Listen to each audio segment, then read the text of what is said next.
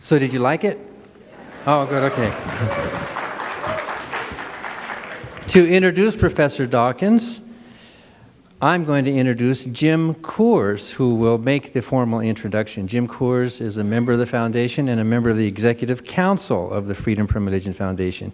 He's Professor Emeritus from the University of Wisconsin-Madison.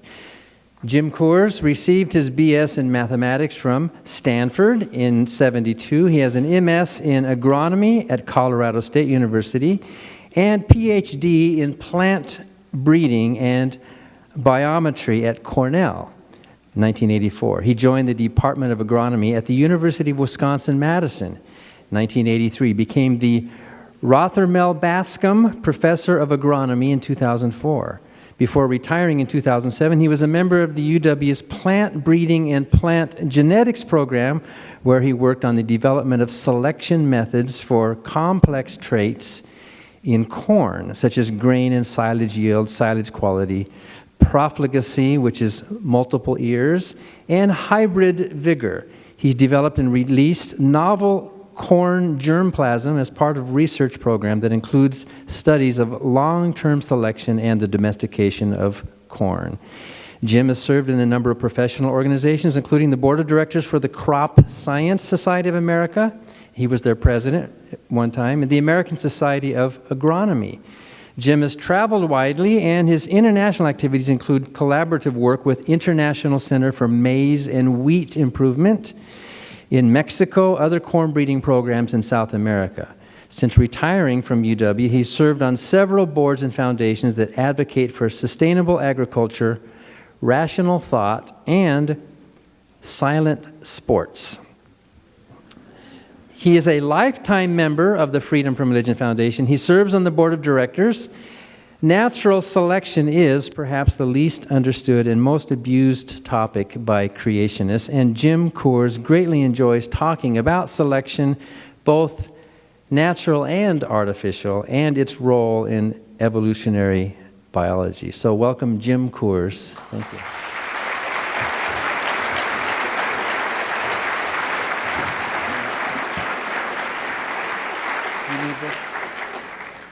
I don't need any. I can just deal with this. Okay. I really want to keep this short. It's getting late, and I don't think you need anybody to extol the virtues of Richard Dawkins, especially in this audience.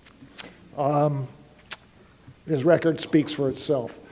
How many people were here or not at the FFRF annual convention in 2001 in Madison?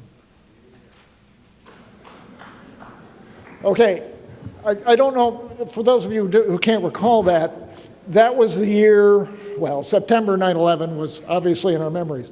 Richard Dawkins was supposed to talk to the group in our October meeting, and because of the turmoil that accompanied that event, he could not make it. He did send a very nice speech that he was intending to give, and it was entitled "Time to Stand Up." And I had the honor of giving that talk, but I'll tell you, it's a great deal more of an honor to introduce him tonight so that he can speak in person. Very briefly, Richard Dawkins was born in March of 1941 in Nairobi, Kenya. He got his degrees, undergraduate, PhD, master's in zoology, University of Oxford University. And then in '67 became the assistant professor of zoology at the University of California in Berkeley. Left there in 1969, and since 1970 has been a fellow at New College, Oxford. From 1995 to 2008, he's been the University of Oxford's professor of public understanding of science. As you might expect, currently he's emeritus fellow at New College, Oxford. As you might expect, there are a lot of honors that come along with this history. But among many, I think we can be very proud of the fact that in February of 2010, Professor Dawkins was named to the Freedom from Religions Foundation's Honorary Board of Distinguished Achievers. Now, we know Professor Dawkins primarily for a lot of his talks about atheism and the role of science and religion. But I want to just emphasize the fact that early in his career, with the publication of The Selfish Gene in 1976,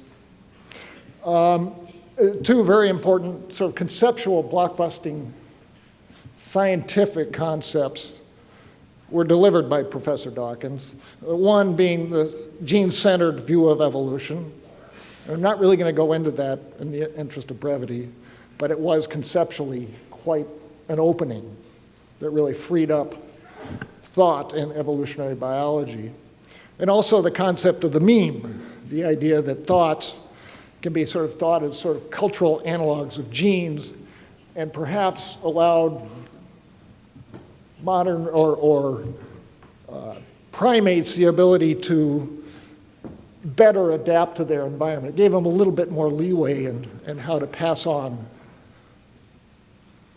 or at least survive in their environments. The third area is the advocacy of atheism and science, which is what we're here to honor in particular. And the book that really stands out for me was published in 1986, The Blind Watchmaker. And this was sort of a revisiting of William Paley's defense of natural theology, the idea that nature somehow provides evidence for the supernatural. And he did this with respect to Darwin's contribution to science and how Darwin basically destroyed the concept of natural theology. One of the most famous quotes of Professor Dawkins came out of that book. Darwin made it possible to be an intellectually fulfilled atheist. And he really did. The book that I had perhaps the most fun enjoying was The God Delusion, that was published in 2006. And actually, this book has sold several million copies, and it's been published in 31 languages. Now, just to sort of give you an indication of what this book meant to me, I don't write in books when I'm reading them. I don't. My wife's a librarian, okay? You're not supposed to do that. You're not supposed to dog-ear things, and you're not supposed to put little checks, especially in pen. I go through that book. I have 2 copies. Okay, the one that I keep actually is signed by Dr. Dawkins, Professor Dawkins. The other is just filled with check marks, in some cases 5 right after a particular line. By the way, FFRF's membership grew by almost 100% in the year following the publication of that book.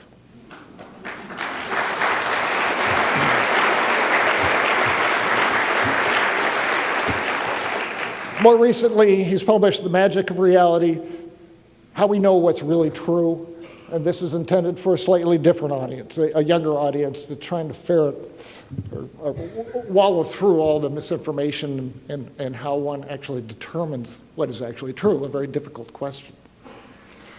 In 2006, he formed the Richard Dawkins Foundation for Reason and Science, which plans to finance research on the psychology and belief of religion, finance scientific education programs and materials, and publicize and support charitable organizations that are secular in nature. And he's also helped, along with Daniel Dennett, Dan Barker, and others, the Clergy Project, which Dan will talk about later in this meeting. So I would like to conclude, because I've come a full circle in this, I'd like to conclude with a quote from that piece that he was supposed to deliver and that I had to in 2001 from the Time to Stand Up piece. And I'm going to quote, and I wish he could say it, but at least I'm going to say it and give him my tribute for that. My respect, quote, my respect for the Abrahamic religions went up in smoke and choking dust on September 11th. The last vestige of respect for the taboo disappeared as I watched the, quote, day of prayer, unquote, in Washington Cathedral, where people of mutually incompatible faiths united in homage to the very force that caused the problem in the first place. religion. It is time for people of intellect, as opposed to people of faith, to stand up and say, enough. Let our tribute to the dead be a new resolve to respect people for what they individually think, rather than respect groups for what they were collectively brought up to believe. Professor Dawkins, thank you.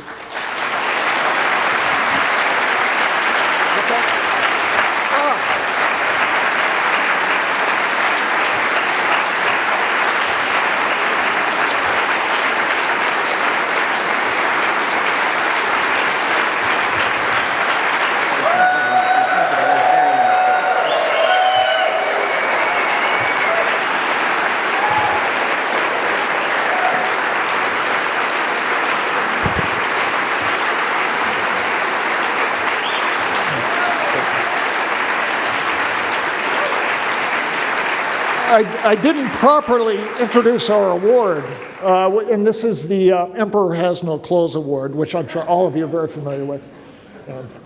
Thank you very much. It's very beautiful. Thank you very much.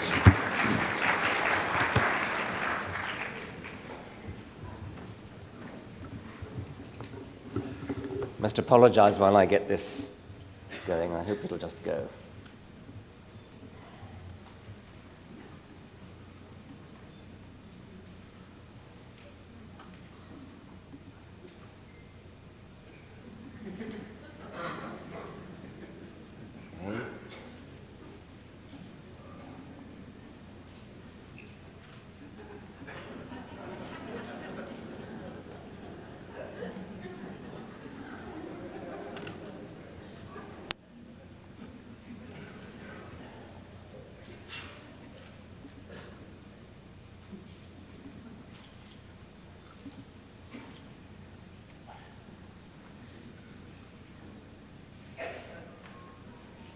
Somebody's turned on mirroring, and I don't want mirroring.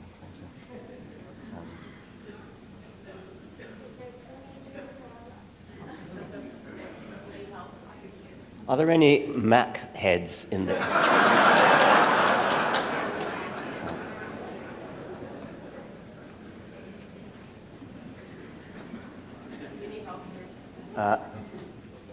Mirroring has been turned on, and the window where you're supposed to turn mirroring off is not available. I don't know why that's happened.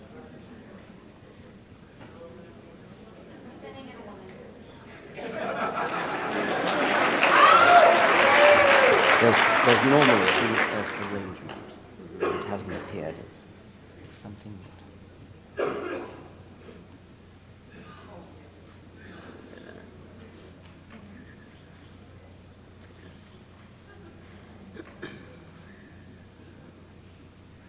Talk among yourselves, please. I'm on the spot now. I don't know what I'm doing.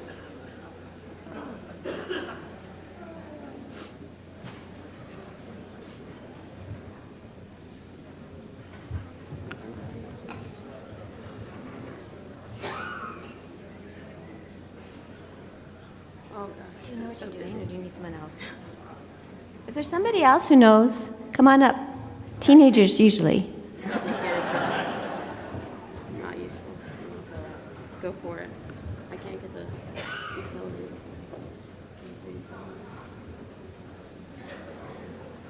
Usually you do that, don't you? And then what do you do? Yeah, I was like, I'm just having a new one. This new operating. Oh, yeah, there you Turn go. off mirroring. That's fine. Genius.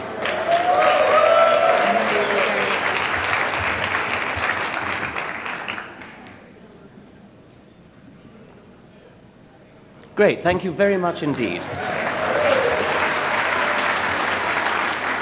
That was Dr. Robin Elizabeth Cornwell, who's the Executive Director of the Richard Dawkins Foundation. She and I and Sean Faircloth, who's the Director of Strategy and Policy, are traveling together around this country and are delighted to have made a diversion to Portland to see this magnificent gathering and to see Annie Laurie and Dan Barker, who are some of my favorite people. We've been collaborating with them on the clergy project, among other things, and it's a very great pleasure to be welcomed by Dan and Annie Laurie, and to see this splendid audience, which is really wonderful. The rest of the tour, it's a book tour where I'm promoting the paperback edition of The Magic of Reality. It's on the website richarddawkins.net, going to different parts of the country. I'm sure you come from all sorts of different parts of the country. Do have a look at the website. It'd be lovely to see you again in different parts of the country as we travel. Okay, I want to talk about when metaphors metastasize, the perils of personification, or drunk on metaphor. I'm often asked, why do you pick easy targets like Ted Haggard?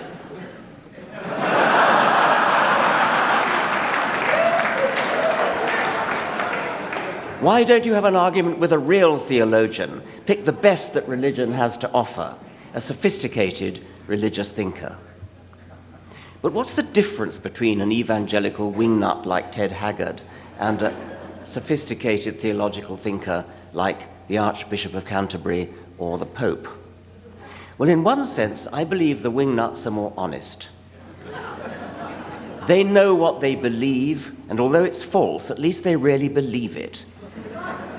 The sophisticated theologians, I shall argue, are so drunk on metaphor, they don't really know what they believe, or they may be deliberately deceptive. To quote Peter Medower, Sir Peter Medower, on Father Teilhard de Chardin, the French priest, author of The Phenomenon of Man, it may be that they can be excused of deceitfulness only because, before deceiving others, they've gone to great pains to deceive themselves.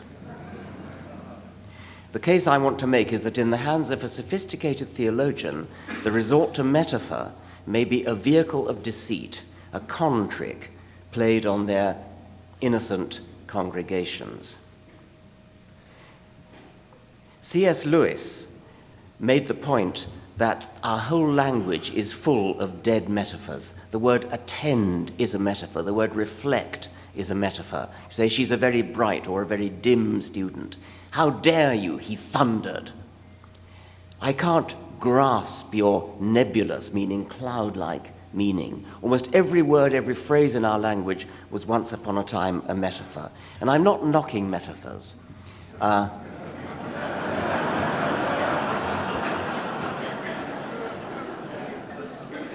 But they have to obey two rules. They must do real explanatory work, and it must be clear that they are metaphors. And one of the problems with the sophisticated theologians is that they're very unclear when they're talking about metaphors and when they're not.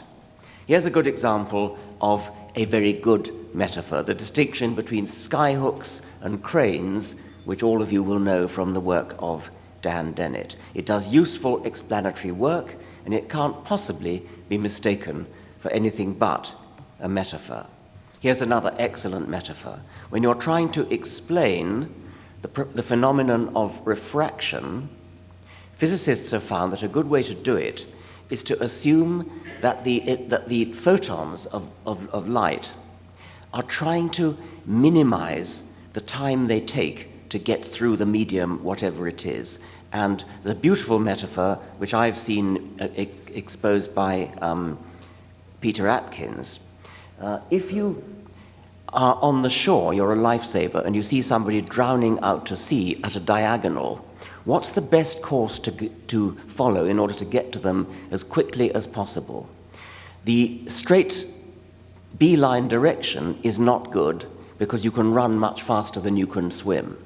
So you want to increase the time you spend on the beach before you hit the water.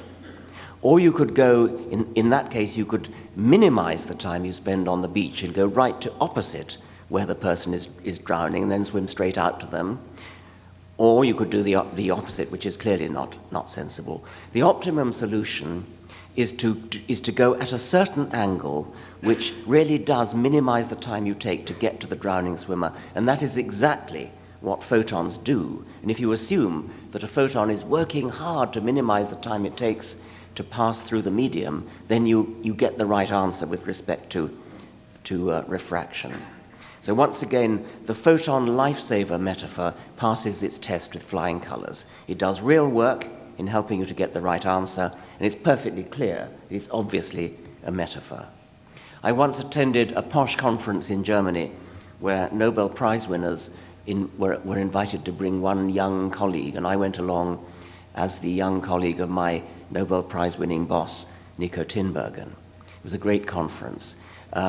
Jacques Monod, the very distinguished French molecular biologist, was there, and he said that when he was trying to solve a problem in chemistry, he would say, "What would I do if I were an electron?" My colleague Bill Hamilton, W.D. Hamilton, who tragically died a few years ago, solved an enormous number of problems in evolutionary genetics by asking himself the question, what would I do if I were a gene trying to maximize my survival through many generations? If you use that metaphor, then you can get all sorts of answers right. Once again, the intelligent gene metaphor passes the test. It does real work in helping us to get the right answer, and it's impossible for a reasonable person to think that we really mean that genes have intelligent motives. Or so I thought. One might have thought it was obvious that selfish gene couldn't possibly mean literally selfish. But this lady, a philosopher called Mary Midgley, wrote a savage attack on the selfish gene, in which she began, "Genes cannot be selfish or unselfish any more than atoms can be jealous, elephants abstract or biscuits teleological." John Krebs and I used a thing called the life dinner principle in explaining certain aspects of evolutionary biology. It comes from Aesop's fables. The hare runs faster than the dog because the hare is running for his life while the dog is only running for his dinner. And you can use that principle to explain all sorts of things in evolutionary ecology. And once again, it passes the test. R.A. Fisher, one of the great founders of population genetics, worked out why the sex ratio is normally 50-50, even in those cases where males hold harems, and so a minority of males does almost all the mating. The sex ratio should still be 50-50 under natural selection.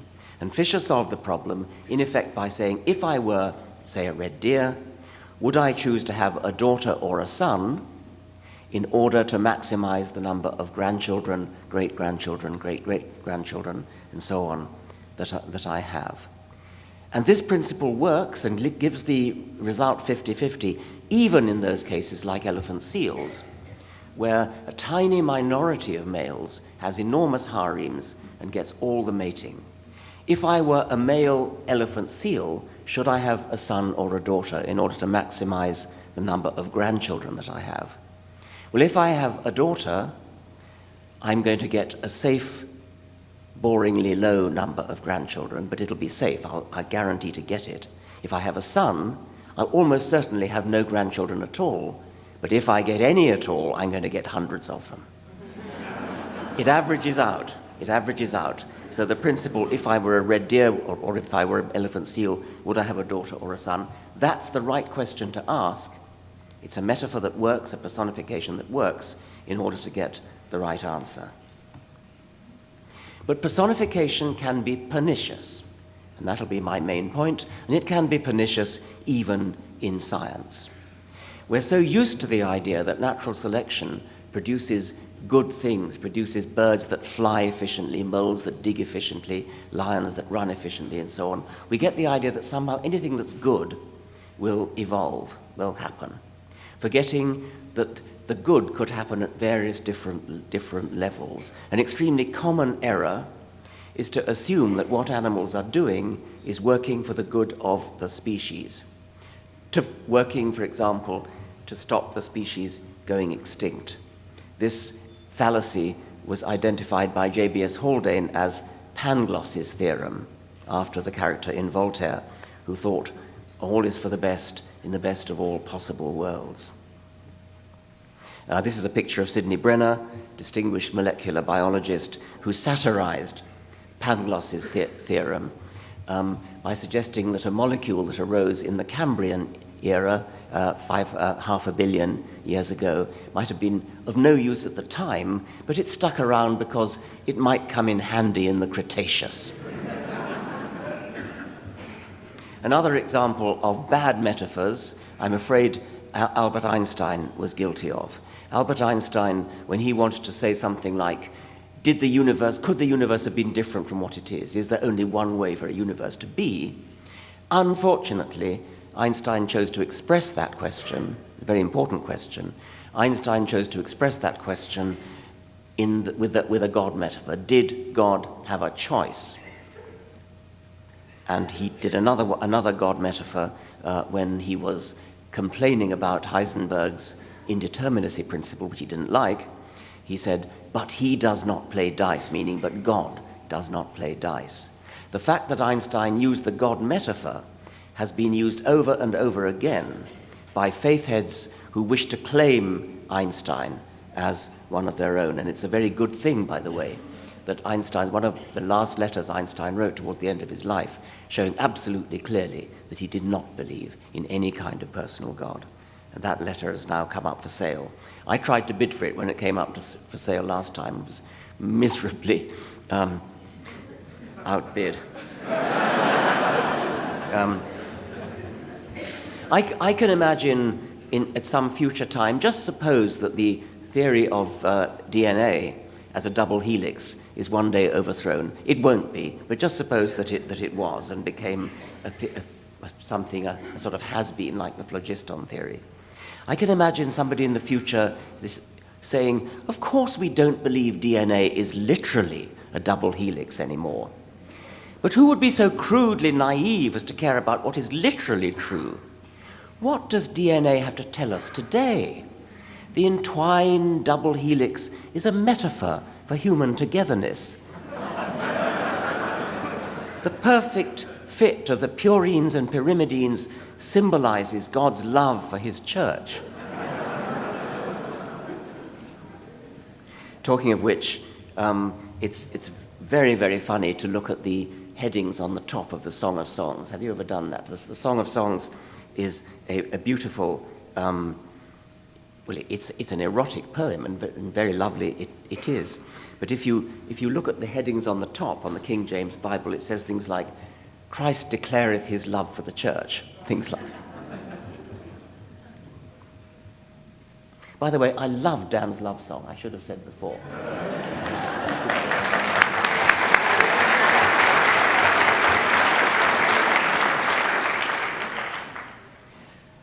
Okay, turning to religion. Religion arguably got its start from this very human habit of metaphorically personifying natural phenomena. People lacked a naturalistic explanation for thunder, so tribal peoples would resort to a supernatural explanation. Thunder gods like Thor with his hammer and Zeus. Yahweh himself seems to have begun as a storm god, one of a polytheistic pantheon of Canaanite gods that included Baal, the thunder god. What an evil look.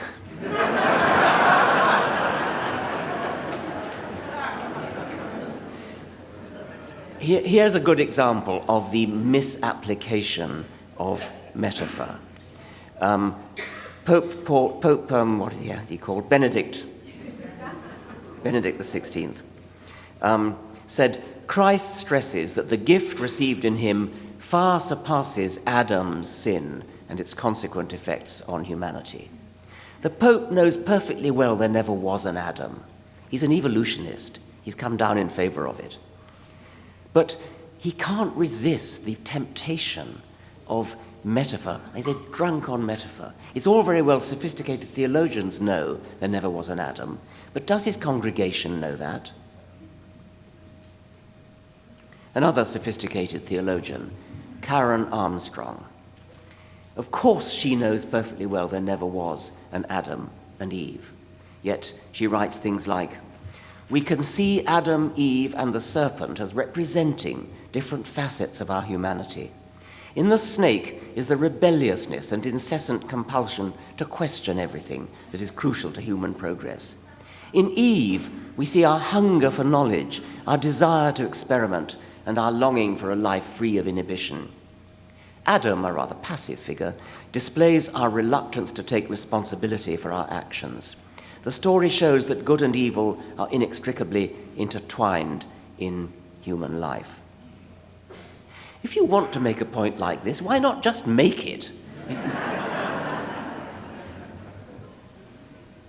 The present Archbishop of Canterbury, a delightful man who is one of those sophisticated theologians whom I have engaged frequently, he preached a sermon in 2009 on an icon in a church, a painting of the resurrection. And he says, here is Jesus descending to the dead, taking Adam and Eve by the hand, surrounded sometimes by prophets and kings of the Old Covenant. Here in this icon, we're taken into another realm, another frame of reference. That, of course, is what an icon does. It takes you to the inner story, to the bedrock of what's going on. And what this icon says to us is that the bedrock of what is going on in the resurrection of Jesus Christ is the remaking of creation itself. Here are God and Adam and Eve. This is where it all began, and this is where it begins again.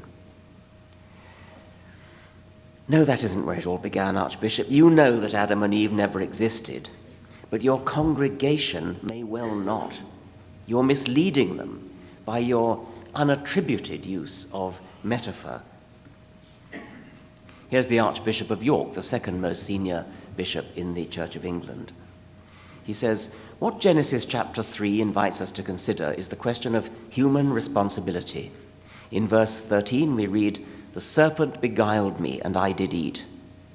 The original excuse offered by Adam and Eve, and indeed by all of us after sinning, was that they were not really free, that they had acted under a constraining influence, the subtlety of the tempter. They disobeyed a command that they might be independent of their Maker. They defended it on the grounds that they were dependent upon him. The man said, the woman whom thou gavest to be with me, she gave me of the tree, and I did eat. And the woman said, the serpent which thou created beguiled me, and I did eat. And thus has been the course of lawless pride ever since, to lead us first, and so on and so on. He draws morals and everything out of that. But he never tells his congregation that there never was an Adam, an Eve, or a talking snake. Again, the Archbishop of Canterbury was giving a lecture on climate change, and a very important subject to give a lecture on. But he took the story of Noah, the story that we're all familiar with from our school days, and the song about the animals going in 2 by 2. By carrying out God's instructions, Noah was responsible for the continuation of life on earth. The story of Noah deliberately echoed the creation stories of Genesis, and he went on and on and on, using Noah as a vehicle for making a case for being careful about looking after the planet, a very laudable thing to do. And I suppose it's okay to bring in Noah, but not if you don't tell people that it's a myth, it's a legend, it's not history.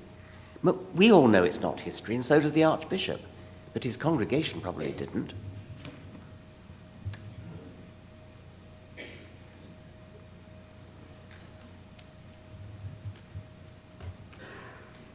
I was curious to know whether priests, pastors, were aware of this, and I asked 2 of them who have since become atheists. They're probably members of the Clergy Project, I shouldn't wonder,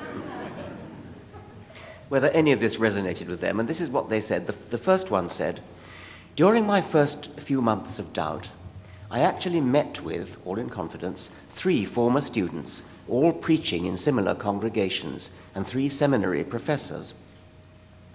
All 6 of them admitted to not believing in the literal creation account of a literal Adam and Eve and the resulting fall, and they question the historicity of Moses, etc. But they preach as if they do when they speak in local congregations. They speak as if they do when they speak in local congregations. In other words, they share their scholarly beliefs with scholars and preach down to the laity of rural congregations. And the second pastor said, I would completely agree that theologians are intoxicated by metaphor, and that tendency trickles down to the local pulpit. I think that in some cases, in both the academy and the pulpit, the intention is to feel comfortable in perpetuating a traditional narrative, but to do it in ways that serve both a metaphorical and literal understanding. In other words, we try to be all things to all people, but fail to say anything substantial. And theologians aren't the only offenders. I'm going to quote from the beginning of my book, Climbing Mount Improbable. I have just listened to a lecture in which the topic for discussion was the fig. Not a botanical lecture, a literary one. So this is a satire on not a satire, it's a story about a literary critic. We got the fig in literature, the fig as metaphor, changing perceptions of the fig as emblem of pudenda, and the fig leaf as modest concealer of them. Fig as an insult, the social construction of the fig. D.H. Lawrence on how to eat a fig in society, reading fig, and I rather think the fig as text. The speaker's final pensée was the following. He recalled to us the Genesis story of Eve's tempting Adam to eat of the fruit of the tree of knowledge. Genesis doesn't specify, he reminded us, which fruit it was. Traditionally, people take it to be an apple. The lecturer suspected that actually it was a fig, and with this piquant little shaft, he ended his talk. This kind of thing is the stock in trade of a certain kind of literary mind, but it provokes me to irritated literal-mindedness. The speaker obviously knows there was never a Garden of Eden, never a tree of knowledge of good and evil. So what's he actually trying to say? I suppose he had a vague feeling that somehow, if you will, at some level, in some sense, if I may put it this way, it is somehow right that the fruit in the story should have been a fig. But enough of this foolery. It is not that we should be literalist and Gradgrindian, but our elegant lecturer was missing so much. There is genuine paradox and real poetry lurking in the fig, with subtleties to exercise an inquiring mind and wonders to uplift an aesthetic one. In this book, I want to move to a position where I can tell the true story of the fig. And I can come back to the fig in the final chapter of Climbing Mount Improbable. Or then there's postmodernism. I'm just going to quote one example. This is from, I forget which book of mine this is, actually.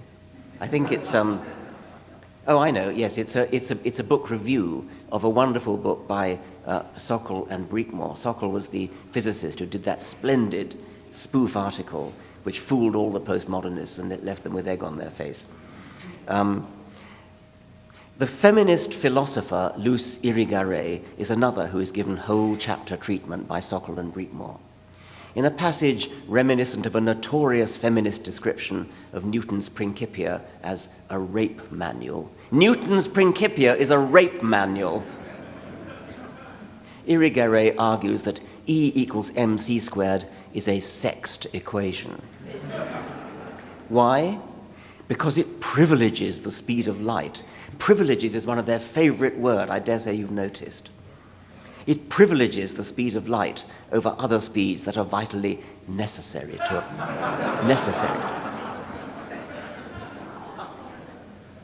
Just as typical of the school of thought under examination is Irigaray's thesis on fluid mechanics. Fluids, you see, have been unfairly neglected. Masculine physics privileges rigid, solid things. Her American expositor, Catherine Hales, made the mistake of re-expressing Irigaray's thoughts in comparatively clear language. For once, we get a reasonably unobstructed look at the emperor, and yes, he has no clothes.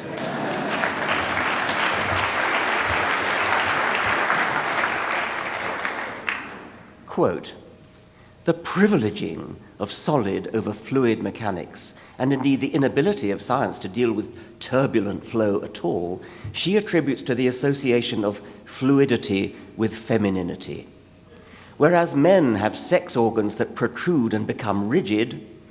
Women have openings that leak menstrual blood and vaginal fluids.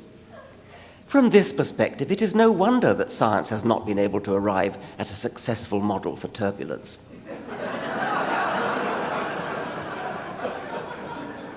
The problem of turbulent flow cannot be solved because the conception of fluids and of women have been formulated so as necessarily to leave unarticulated remainders. End of quote. You don't have to be a physicist to smell out the daffy absurdity of this kind of argument. The tone of it has become all too familiar.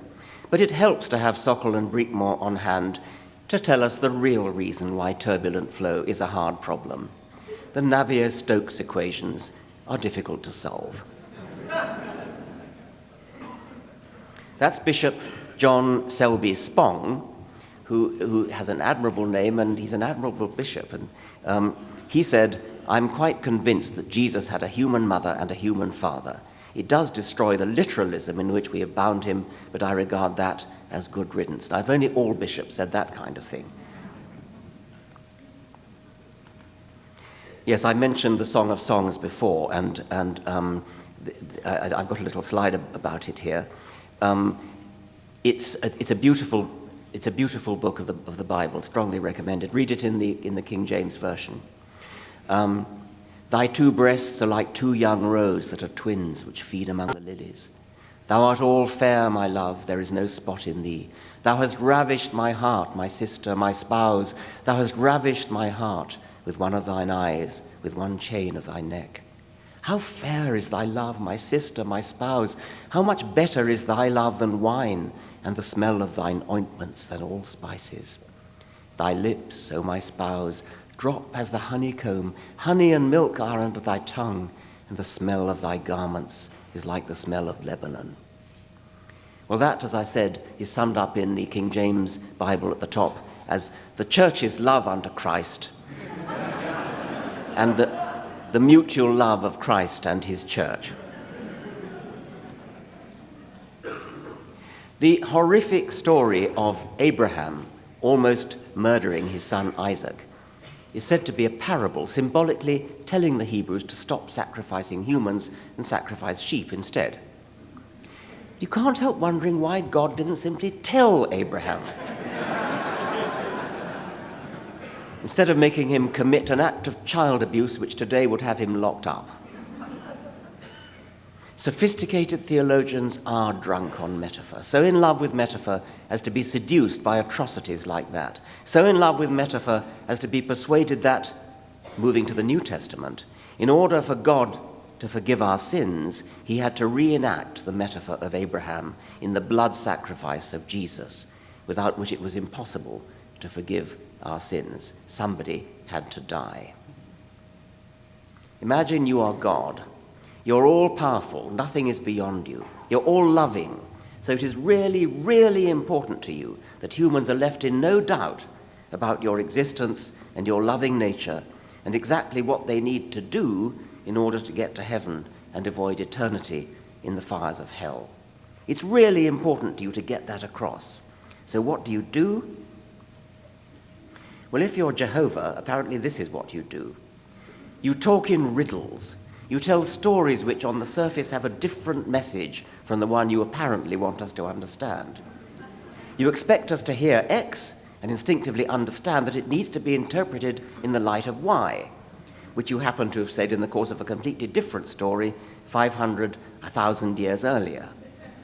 Instead of speaking directly into our heads, which God is presumably capable of doing so, simply, clearly, and straightforwardly, in terms which the particular individual being addressed will immediately understand and respond to positively, you steep your messages in symbols, in metaphors. In fact, you choose to convey the most important message in the history of creation in code, as if you aspired to be Umberto Eco or Dan Brown. Anyone would think your top priority was to keep generation after generation after generation of theologians in meaningless employment, rather than communicate an urgent life or death message to to the creatures you love more than any other. Now, I want to switch now to a completely different topic, which I think is important because we're just in the throes of a very important election. And so I want to say something which may be a bit more unpopular, we'll see.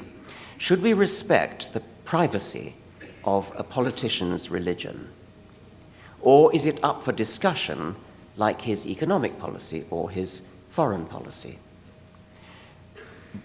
Should politicians be allowed to hide behind a convention that privacy is to be respected where faith is concerned and refuse to discuss it? We shouldn't even ask them about it. Or should we question them about it?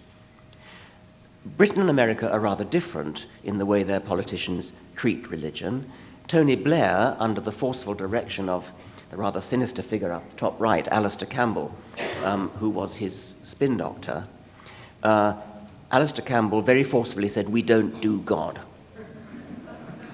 I'm sorry to say that David Cameron's government has now explicitly departed from that policy, "We don't do God," rather foolishly articulated by Baroness Wazi, then chairman of the Conservative Party, now Minister for Faith and Communities, whatever that means, who explicitly said, "We do God."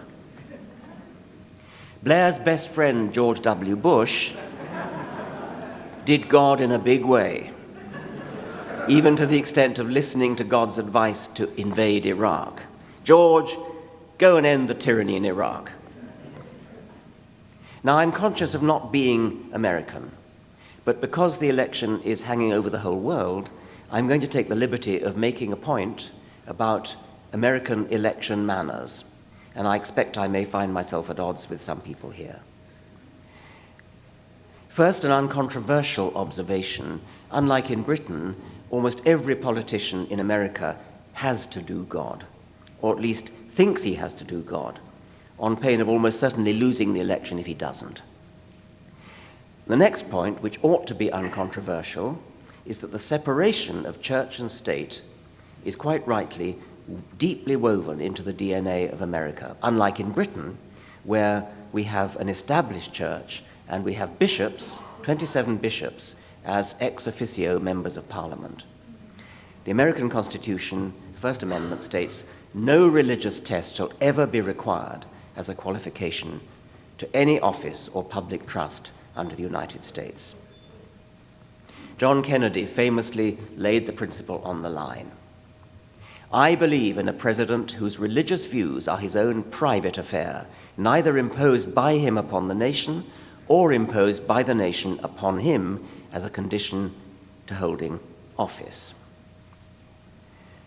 But while it's of course right that no religious test should be imposed before a candidate is allowed to stand for election, that's very different from saying that voters are expected to ignore a candidate's religious beliefs when they're deciding whether to vote for him. And that's where I part company from, I think, quite a lot of Americans.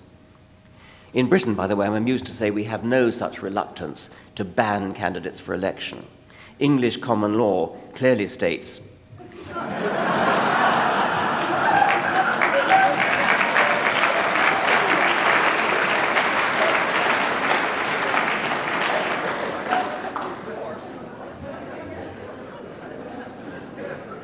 if only. I'm told that is still on the statute book. That is law. Discriminating against anybody's eligibility to stand for election goes right against the spirit of the American Constitution. Amazingly, however, in several states, atheists are debarred by state law. In North Carolina, Article 6, Section 8, the following persons shall be disqualified for office. First, any person who shall deny the being of Almighty God. Arkansas, Article 19, Section 1. No person who denies the being of a God shall hold any office in the civil departments of this state, nor be competent to testify as a witness in any court. Maryland, Article 37. That no religious test ought ever to be required as a qualification for any office of profit or trust in this state, other than a declaration of belief in the existence of God. Pennsylvania, Article 1, Section 4. No person who acknowledges the being of a God and a future state of rewards and punishments shall, on account of his religious sentiments, be disqualified to hold any office or place of trust or profit under this Commonwealth. South Carolina, Article 17, Section 4. No person who denies the existence of a supreme being shall hold any office under this Constitution. Tennessee, Article 9, Section 2. No person who denies the being of God or a future state of rewards and punishments shall hold any office in the civil department of this state. Texas, Article 1, Section 4. No religious test shall ever be required as a qualification to any office or public trust in this state, nor shall anyone be excluded from holding office on account of his religious sentiments, provided he acknowledge the existence of a supreme being. Now, I'm using Romney only as an example for the thesis that I want to advance, which is, I think, unpopular with some Americans, because they wrongly think it goes against the Constitution, against the no religious test clause. Whereas no religious test should be imposed when deciding whether a candidate is eligible, I think, as I said before, voters are entitled to take account of what a candidate is capable of believing, even if he doesn't let his beliefs interfere with his policies, as Kennedy vowed. And by the same token, I think journalists should be free to ask candidates about their beliefs, and their private beliefs should be fair game in debates between candidates. I wish that presidential debates were more gloves off when it comes to the religious beliefs of candidates. Why does Mr. Obama limit himself to criticizing Mr. Romney's taxation policy, medical policy, foreign policy, and so on? Why does he ignore the elephant in the room, which is that his opponent is capable of holding beliefs which, in England, we'd call barking mad, and here...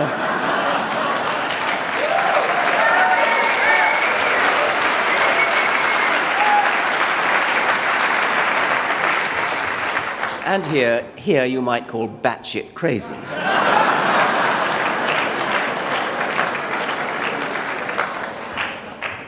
Mitt Romney believes that the Book of Mormon is a sacred book translated by a 19th century American called Joseph Smith, whom Romney reveres as a prophet and the founder of his Mormon faith.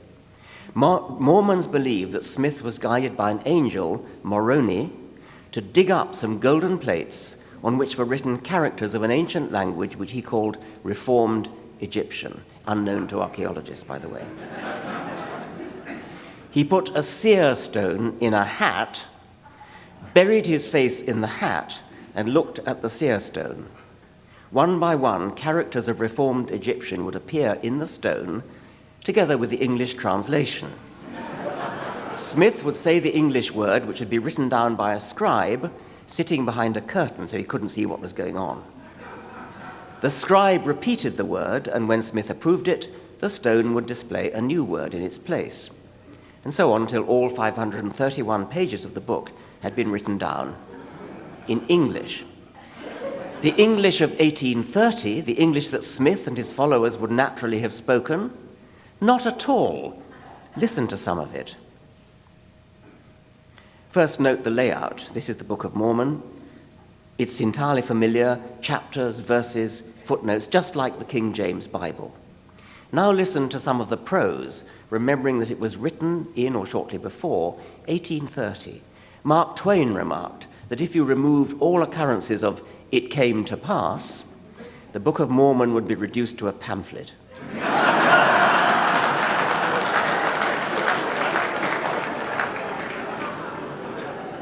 You also need to know that the land bountiful is believed by Mormons to refer to somewhere in America.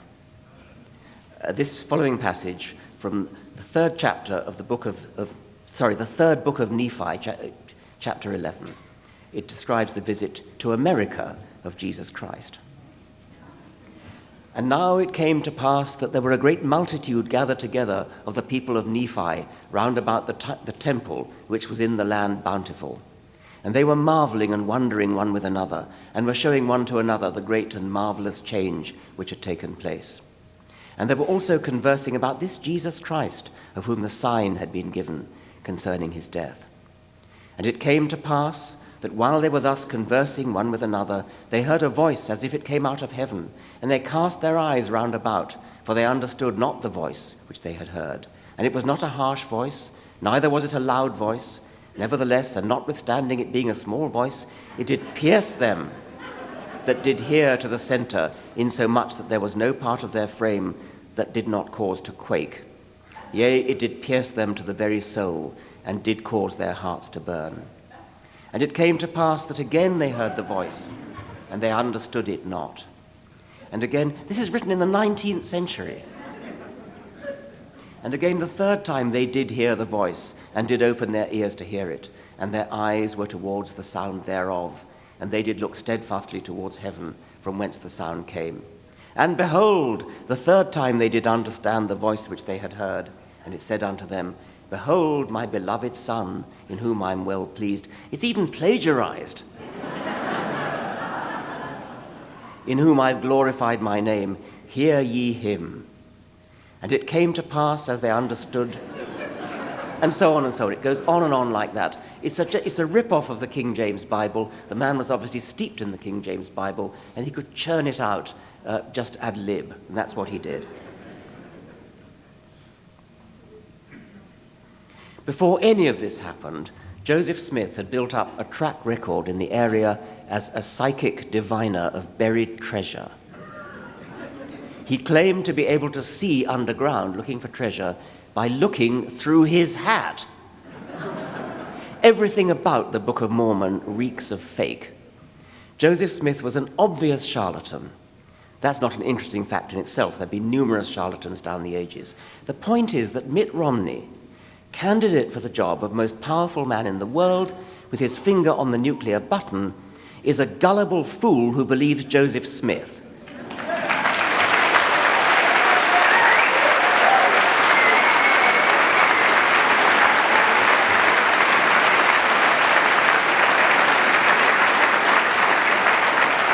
It seems to be entirely right that journalists should question him on his Mormon beliefs. They should not feel it's a taboo. They have to tiptoe round.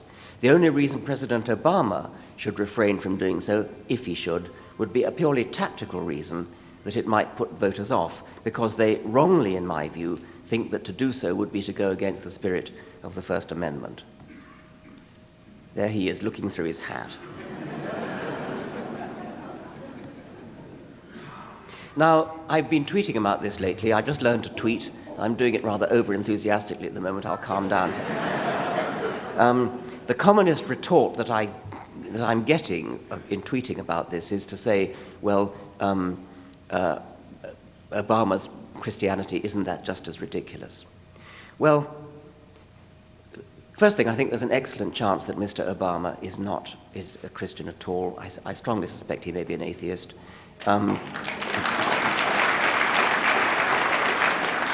I say that mainly because he's obviously intelligent and educated. But in any case, the fact that he professes Christianity means absolutely nothing. He's an elected American politician. And if you are an elected American politician, that has to mean that you pretend to be religious. There's no other way about it. So that doesn't really mean anything. But I think that, one could say the same of Romney, but I think the evidence is actually Romney really does believe it. He was a Mormon bishop. There are records of his excommunicating people. He excommunicated a woman because she left the Mormon church. You think since she'd left already, there was no need to excommunicate. And it's really quite much more recently that he, I think really rather obnoxiously, posthumously baptized his atheist father-in-law after his death.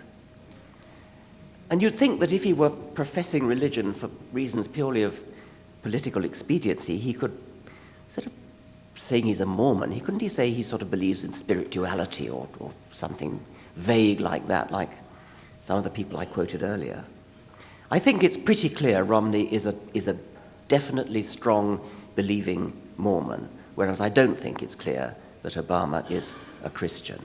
But even if he is, Christianity, even fundamentalist Christianity, I think is substantially less. I mean, it may be ridiculous, but it's not as ridiculous. Christian scriptures are genuinely ancient. The translations from Hebrew and Greek that Christians use are in a language contemporary with the translators. The Book of Mormon is not ancient. The language of its alleged translation is ludicrously anachronistic. I've just already been through this. It contains absurdities, scientifically demonstrable absurdities about the origin of Native Americans, about African people of African descent. It's an absurd piece of work, and a man who seriously believes it, it seems to me, cannot be trusted to have the sort of acumen, the sort of critical mind that you need in a leader of a great country.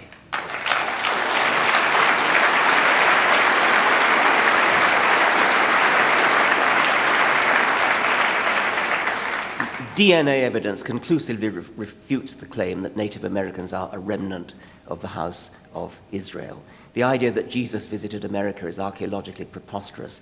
The idea that Adam and Eve did too is even worse. It's at least arguable that Jesus existed. And the traditional Mormon belief in the inferiority of black people, only lately renounced for reasons of political expediency, is as scientifically inaccurate as it's obnoxious. The great prophet Brigham Young even prescribed the death penalty for interracial marriage.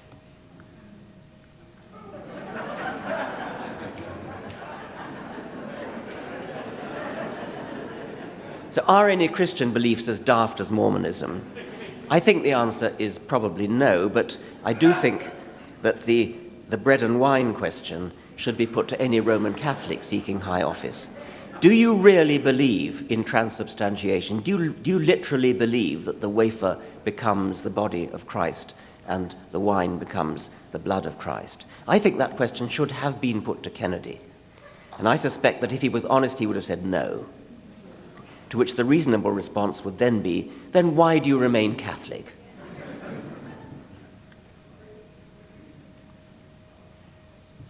Any other Christian beliefs as daft as Mormonism? Yes. More than 40% of the American people are said by rather consistent Gallup polls since the 1980s to believe the world is 6,000 years old. If any presidential candidate believed that, I don't care how good his taxation policy, his economic policy, his foreign policy, etc. might be, he's not fit to hold office in this country. He doesn't have the kind of mind you can respect. Neither of the two major candidates in this election hold that particular ridiculous beliefs, but some of Romney's beliefs, it seems to me, are up there with it. Now, for many Americans, the sticking point is whether the candidate keeps his religion separate from his politics. This was the Kennedy defense, and it has a lot going for it. But as you'll have gathered, I actually want to go further.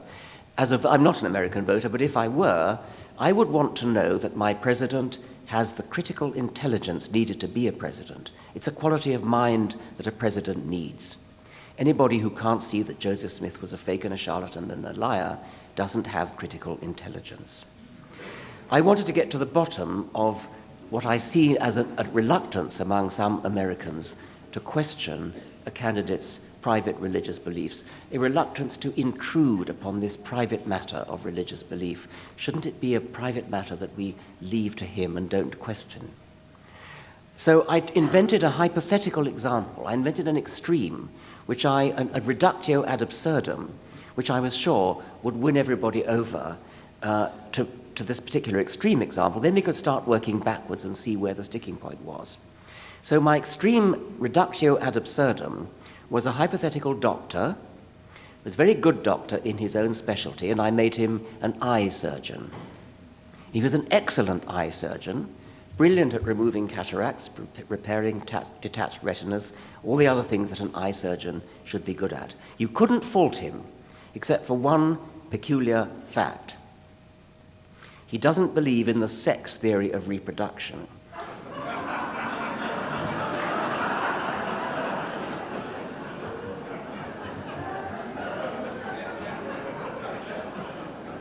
Well, I published this hypothetical example in two places, richarddawkins.net, which I recommend to you, and Boing Boing, which I also recommend to you. I expected that the commenters would at least agree with me in this extreme case. They'd agree with me that this doctor should be struck off, or at least they wouldn't consult him, even if they had an eye problem. Not a bit of it. Most of them, I would say most of them, were outraged at my suggestion. So long as he does his job as a doctor, well, how dare you criticize his belief in the stork theory? Who?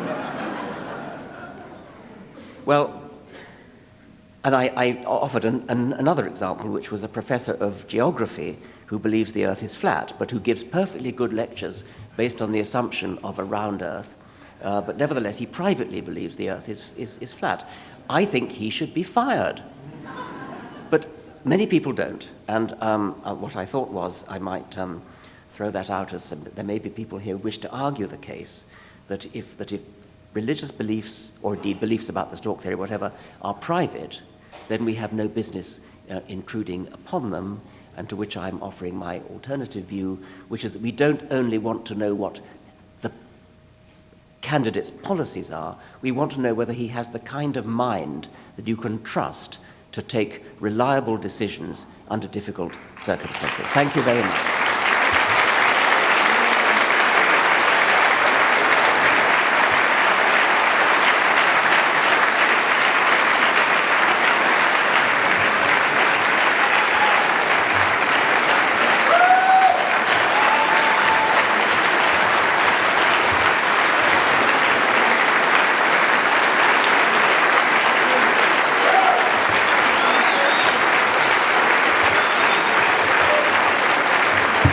There's no time for questions.